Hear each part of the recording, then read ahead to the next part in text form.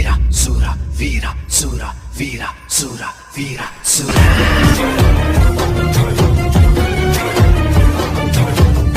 Guys, நீங்கள் பார்த்து கொண்டு இருக்கிறது அஸ்வின் கேமர் 8055.